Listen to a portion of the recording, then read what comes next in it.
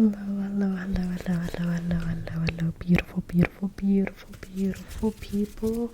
Thank you for clicking on this little video. And in today's little video, I'm gonna be reading Proverbs chapter 6. And it's a little bit of a longer one. So let's get our Bibles ready.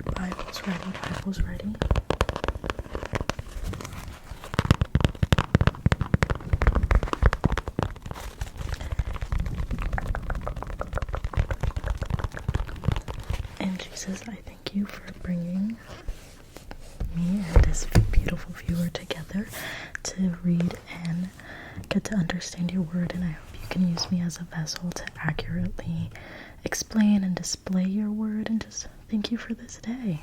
In Jesus' name I pray, amen. Okay, so Proverbs Chapter 6, warning against folly, I think. My son, if you have put up security for your neighbor, if you have shaken hands and pledged for a stranger, you have been trapped by what you said, ensnared by the words of your mouth. So do this, my son, to free yourself. Since you have fallen into your neighbor's hands, go to the point of exhaustion and give your neighbor no rest. Allow no sleep in your eyes, no slumber in your eyelids. Free yourself like a gazelle from the hand of the hunter, like a bird from the snare of the fowler. And fowler is a bird hunter.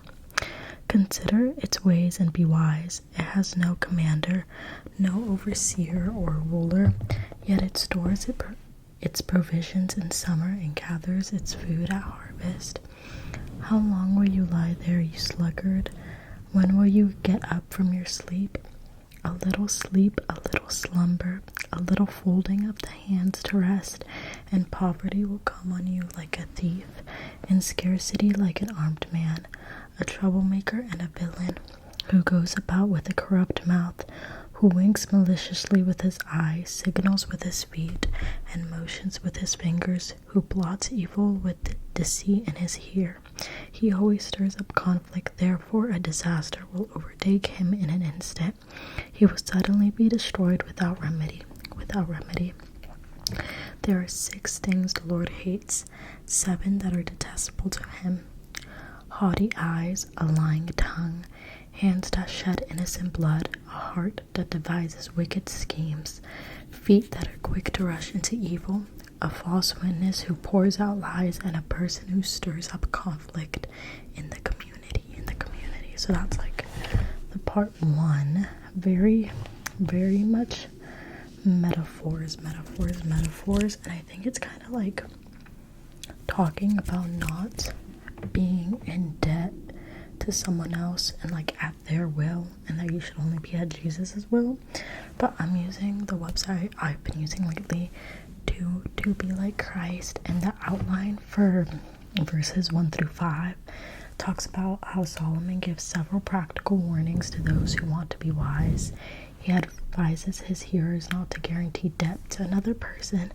It's foolish to promise to pay back someone else's debts, especially when the future is unknown. He advises anyone who has already made themselves a guarantee, I don't know how to say that word, to do whatever necessary is to terminate their commitment. And I think it's like talking about how not to be like committed to someone else that isn't God. And then verses 6 through 11 go into like laziness, and encourages men to be like ants, highlighting their consistent work ethic. And I think it's important to not only be like consistent in like literal work, like 9 to 5 work, because I think our society very much I don't want to say admires, but very much puts on a pedestal like hustle culture. And it's like, yes, it's important to like work hard, but I think you should work hard in not only your job that gives you money, but also like in your relationships, like with God obviously at the forefront, but also like with your family, your friends, like, because people ultimately, like, relationships keep you grounded and keep you sane.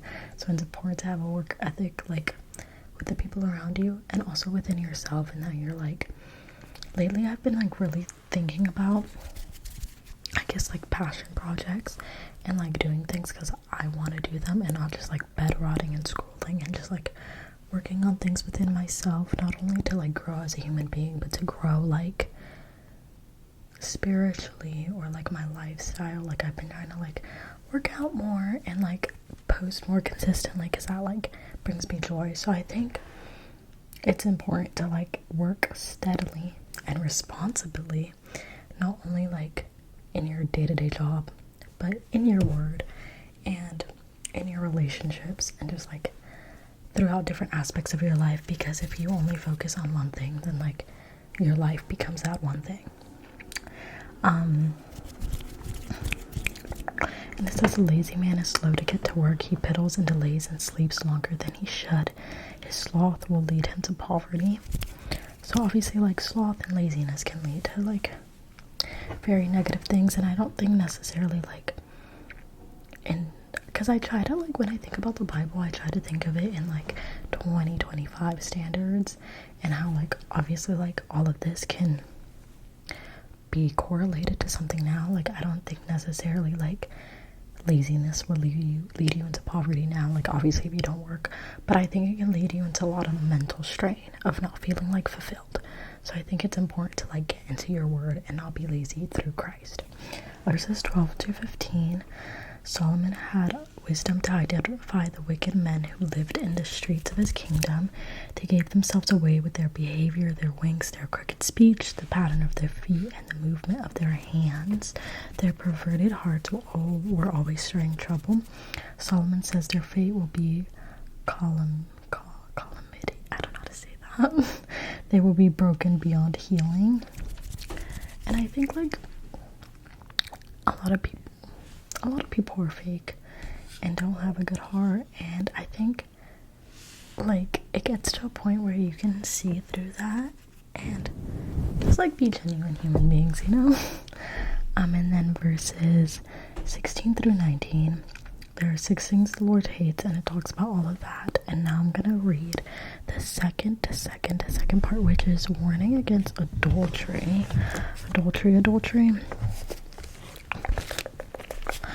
My son, keep your father's command and do not forsake your mother's teaching. Bind them always on your heart, fasten them around your neck. When you walk, they will guide you. When you sleep, they will watch over you. When you awake, they will speak to you. For this command is a lamp, this teaching is a light, and correction and instruction are the way to life, keeping you from your neighbor's wife, from the smooth talk of a wayward woman. Do not lust in your heart after her beauty, or let her captivate you with her eyes. For a prostitute can be had for a loaf of bread, but another man's wife preys on your very life. Can a man scoop fire into his lap without his clothes being burned? Can a man walk on hot coals without his feet being scorched? So he who sleeps with another man's wife, no one who touches her will go unpunished. People do not despise a thief if he steals to satisfy his hunger when he is starving. Yet if he is caught, he must pay 7-fold, though it cost him all the wealth of his house. But a man who commits adultery has no sense. Whoever does destroy himself, blows and disgrace are his lot, and his shame will never be wiped away. For jealousy arouses a husband's fury, and he will show no mercy when he takes revenge. He will not accept any compensation, or he will refuse a bribe, however great it is. Okay, I feel like a lot of Proverbs is just talking about like low-key adultery. So he's like basically just like warning people for like the beauty that can be used to entice you and to tempt you. But like if you go and commit adultery or like get with someone you're not supposed to, it's ultimately gonna like destroy yourself. And then I'm gonna go over a little bit of the like application in this chapter. So wisdom rarely thinks in the short term, obviously, and I wanted to talk about that. And I think I really like the part about talking about having your father and mother's like insight with you, because I think like, especially as a teenager, sometimes like what my parents say like gets brushed in the back burner, but obviously like they've lived a longer life than you, like they know a thing or two. So I think it's very important, not necessarily like just your parents, or like everybody has different parental situations, but just people that are older than you, like genuinely like consider what they're saying, because a lot of the time most people have your best interest at heart.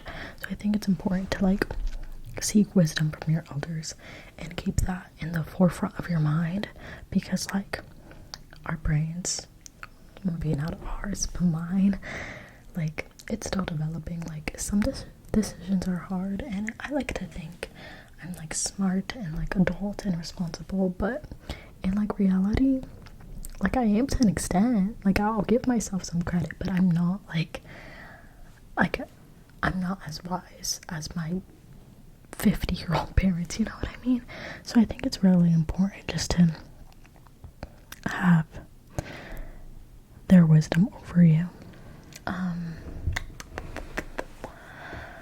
But anyways, going back to the application, if you want to be a wise man, you need to start thinking long term and putting hard work in all you do, not just your job, but also your relationships and the Lord.